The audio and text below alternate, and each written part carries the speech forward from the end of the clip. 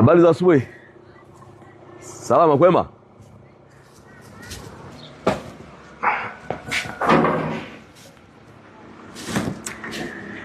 Hii ni ofisi yetu ya umma, ni ofisi ya mtendaji wa kata ya Kipunguni B.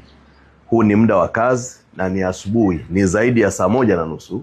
Ofisi haijafunguliwa. Nitoe maelekezo yafuatayo. Watumishi wa umma ni lazima wafanye kazi. Lazima wafanye kazi. Serikali imeajiri watu ili wawahudumie wananchi.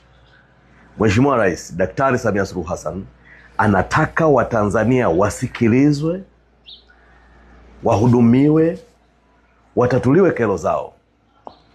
Hatuwezi kufikia malengo hayo kama muda wa kazi ofisi ya umma inakuwa imefungwa namna hii.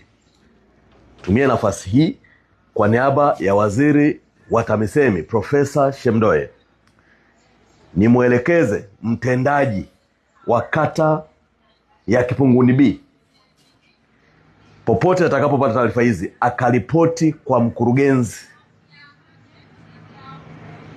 wa halmashauri husika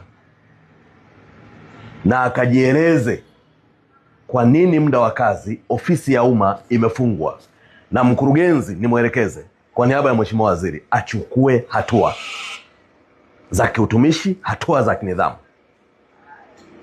Mambo ya nchi hayataki uhovyo hovyo.